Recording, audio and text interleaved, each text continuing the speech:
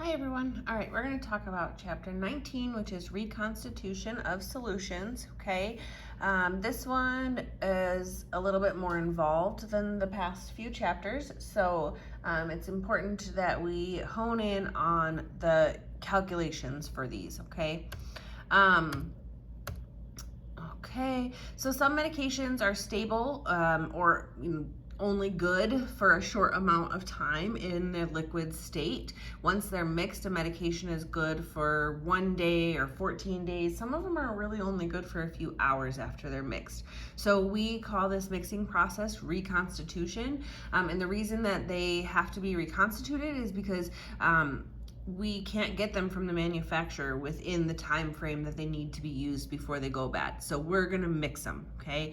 Lots of facilities reconstitute medications in the pharmacy, but nurses have to mix medications just before administration, or like if you're doing some sort of home health, even if you're working in the clinics, things like that. I did this a lot in ICU and when I worked in the cath lab. The pharmacy is not always going to mix them for you, and the pharmacy is not always there 24/7. So sometimes you have this stock of medications and you have to pull them and mix them.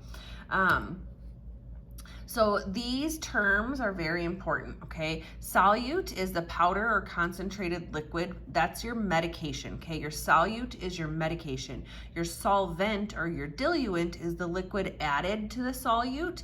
And the type depends on what medication you're giving and what's ordered, but that information will be on the label or in your directions. And then your solution is the mixture that results, okay? So know that your solute is the medication, your solvent or your diluent is what's added to it, and your solution is the end result, okay? Medications can be oral, injectable, or for irrigation, whatever. We always use sterile diluents for injectables. We're not going to give something IV that we add tap water to or anything like that. But again, that's more for pharmacology or for, your MA or CNA or nursing programs, okay?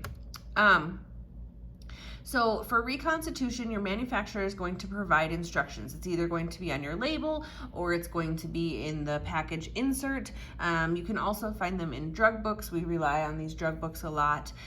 So you have to make sure that you're identifying the proper information. So you want to know what you're giving, the medication you're giving. You want to know what you have to add to it, and you have to be able to understand the expiration period after you mix the two together, okay? So if the components in number 3 are unavailable, like if you don't know how long they're available or how long they're good for or whatever, look into your references. Again, we are not going to go far into this because I want to get to the calculations, okay? The concentration of the new mixture has to be on the label, so if it's not there, then you would write a label and add it, okay? Again, you'll get further into that later. We're not going to go over exactly how to draw it up and everything either, because you're going to learn that in your programs.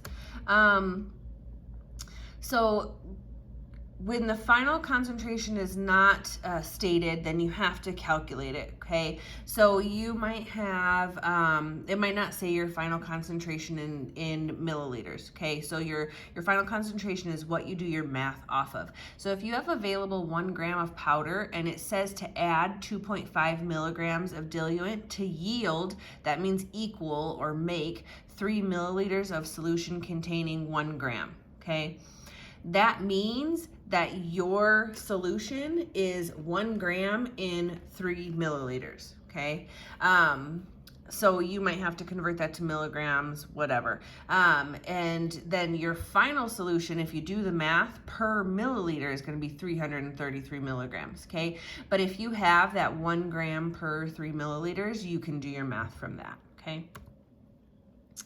Some solutions can be mixed to varying concentrations. Again, refer to that package insert or directions that are on the vial or whatever, and you would need to choose the appropriate concentration.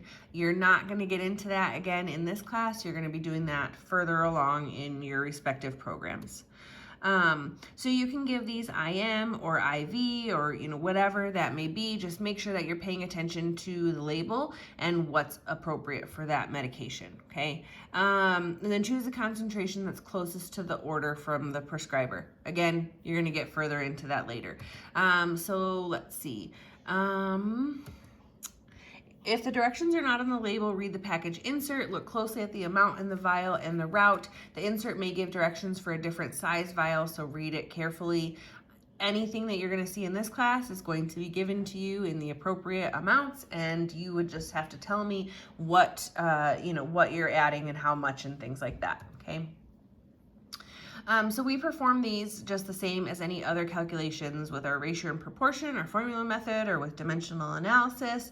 The half, or the available amount, is the final concentration that you mixed, okay? So let's see here. I want to go to the actual math part. Let me find where I have a label.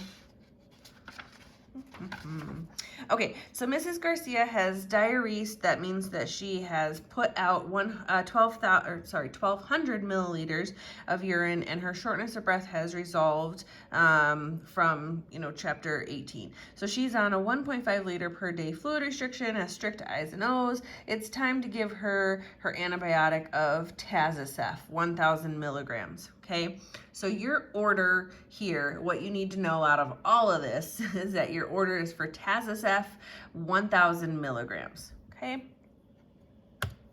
this is what you have available. Okay, so you have to read the label to reconstitute.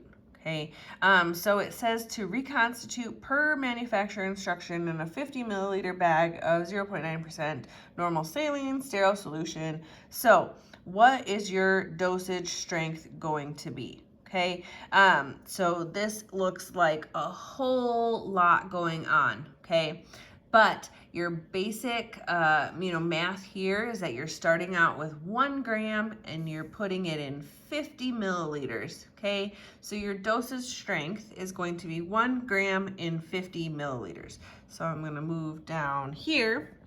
So if I have 1 gram in 50 milliliters, that equals 1,000 milligrams in 50 milliliters, so 20 milligrams per milliliter, okay? So you don't have to get into, crazy amounts of math and everything here, but just know, let's see, where does it say? Because it'll say that on here too. Maybe it doesn't talk about the reconstituted value here, but we need to know how much we have available so that way we know how to do the math, okay? So there you go, 20 milligrams per milliliter. All right, so let's see here.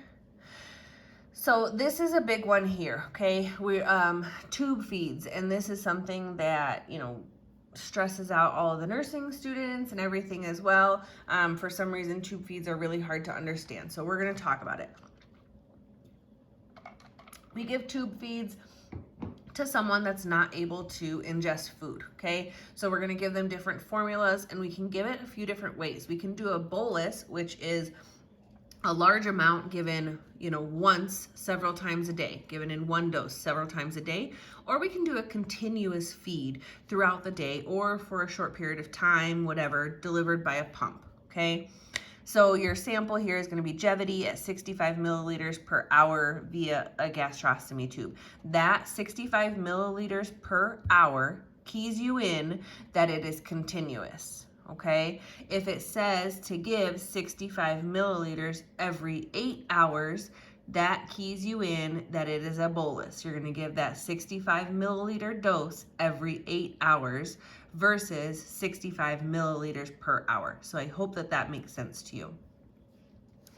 All right, this is an example of a tube feed. This is very outdated, all right? So we have updated ones now. However, you might work in a facility that does not have updated ones. So that's just one example. Okay, so if you have an order for this Pulmocare 400 milliliters every 8 hours, followed by 100 milliliters of water after each feeding, okay, and I want to know how you're going to, or how much they're receiving. Okay, you're going to do that 400 milliliters divided by 8 hours equals 50 milliliters per hour. So this is kind of confusing because we just said if it says give 400 milliliters every 8 hours, that you're giving it in one large dose every 8 hours, right? But this is a calculation for how much they would receive, on average per hour. So sorry that that's a little confusing. Okay. So we have to dilute these feedings, okay? They're going to come as like in a ready-to-use form or a powder for reconstitution or a concentrated liquid, whatever. So we have to dilute them. So remember these terms, okay? Your solute is your medication or that tube feed, okay? Whatever that might be, Gevity, Glucerna, whatever, okay? Your solvent is what it's dissolved in, water, or it's usually going to be water for a tube feed. Your solution is going to be that end product, the mixture of the two, okay? So, okay, this looks a little overwhelming. So let's see. Let me get a piece of paper and I will write down how it's easier to remember this, okay? So I want you to write down step 1 and step 2, okay? So step 1 is going to be strength times solution equals solute. And step 2 is going to be solution minus solute equals solvent. Okay, like this. Okay, so this is a 2-step process. This is how we're going to work through these problems. Okay, so let's go to some examples here. So if I have an order for 1/3 strength Ensure 900 milliliters via NG over 8 hours, okay? Over 8 hours means that it's going to run continuously over that 8 hours, okay? So let's figure that out. So if I'm doing this 2-step, okay, because I need to know how much I'm going to mix. Okay, so if I'm doing this 2-step, step 1 is going to be my strength, which is 1/3, okay? I'm going to do times, let's see, my solution, which is going to be 900 milliliters because that's my total volume, okay, 900 milliliters. And then I'm going to figure that out, and I'm doing the math there, and we get 300 milliliters of Ensure. Okay, and then step 2, okay, I'm going to take my solution of my 900 milliliters, that's my total volume, minus my solute, which is that 300 milliliters of Ensure, and I am going to get 600 milliliters, and that is my water. Okay, so that's how I figure out the tube feeds. I'm going to take my strength, which is that 1/3. If you have a calculator that doesn't do fractions, all you have to do is 1 divided by 3 equals, and then you're going to get some long decimal and just keep that and then multiply it by the 900, and you're going to get 300 milliliters of Ensure. And then you're going to take your total volume minus your Ensure to get how much water, okay? So let's go to the next slide. There you go. All right.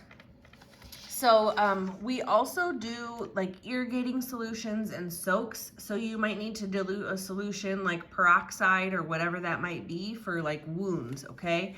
And you're going to do that the exact same way, okay?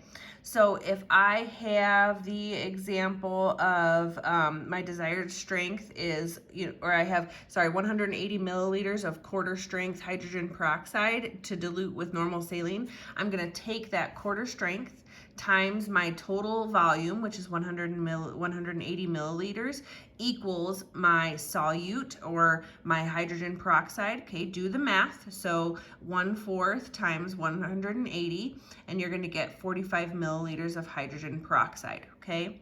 And then if you were going to go further, you would do that total volume of 180 milliliters minus your 45 milliliters of hydrogen peroxide to get the amount of water that you're going to use. Okay. All right. So let's go on to this example here. We have our case study for Mrs. Garcia. It's continuing. So she now needs to get 2/3 strength Jevity, 240 milliliters every 8 hours. You clear the pump from earlier, and you prepare a new bag. How much solute is necessary, and what's the hourly rate? Okay, so that's asking something a little bit different, but we know how to figure all that out. Okay, so I'm going to do step 1. And I'm going to do my 2/3 strength, and I'm going to multiply it by that total volume of 240 milliliters, okay? And that is going to give me how much solute, how much Jevity I need to give. So when I do the math there, I get 160 milliliters of Jevity. And here, I'll show you what I'm doing here. So 2/3 strength times 240 milliliters of my total volume equals 160 milliliters of Jevity. Okay, now I want to know what's the hourly rate. It's not asking me here how much water I need to give, so I don't need to do that step 2. We can end there, but I need to know what my hourly rate is going to be. So if I have 240 milliliters total volume that I need to run over 8 hours, I'm going to do that math, okay? So 240 milliliters divided by 8 hours is going to equal 30 milliliters per hour, okay? So I hope that that makes sense. Okay, there you go. Let's see. So we're going to mix 160 milliliters of Jevity with 80 milliliters of water. Again, if you did that step 2, you would get that 80 milliliters of water, but the question didn't specify how much water you're going to give, so we didn't go that far. And then your rate is going to be that 30 milliliters per hour. Okay. So here is a practice problem for you, okay? I hope that you can read everything. Let's just go over it together instead of doing this separately, because this might be difficult for you to see. So I want to know how much diluent must be added to prepare the solution. So I am going to just read through the instructions to figure that out. So right here it says directions for preparation. Okay, slowly add slowly add 140 milliliters of water and shake vigorously to make 200 milliliters of suspension. Okay, so how much diluent, that's how much water, that would be 140 milliliters, okay, 140 milliliters of water. The volume after preparation, that's right here, where it says shake vigorously to make 200 milliliters of suspension. So my volume is going to be 200 milliliters, okay? My final concentration is going to be 200, let's see, where is that? Right here, 200 milligrams of erythromycin per 5 milliliters, okay? So that is your final volume, 200 milligrams per 5 milliliters. And then how long is this good for? Where do we have that? We have to look through all the instructions here.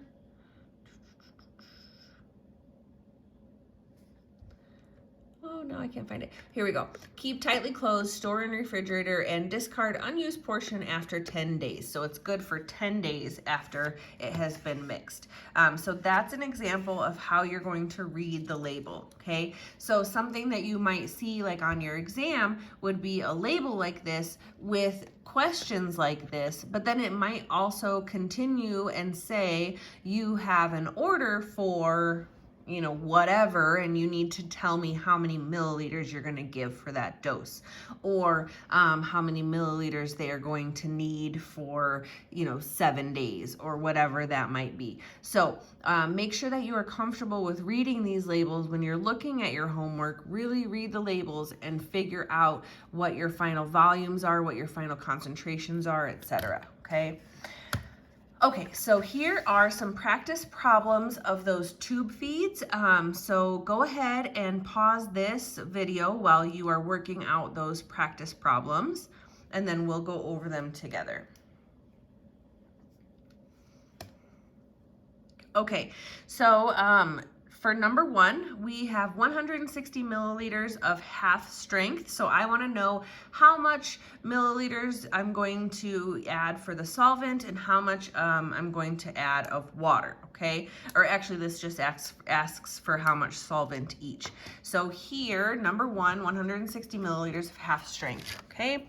So I'm going to take that half strength times my solution of 160 milliliters, and I'm going to get 80 milliliters of solute. Okay, I'm going to take my solution minus my solute to get my solvent of 80 milliliters. Okay, and then number 2, prepare 10 ounces of a 2/3 strength. Well, we have to deal with milliliters here, not ounces. So we're going to have to do that conversion first. Okay, so 2/3 times 10 ounces equals X. Yes, however, I have to know that 1 ounce equals 30 milliliters, so 10 ounces equals 300 milliliters, and then I can go on.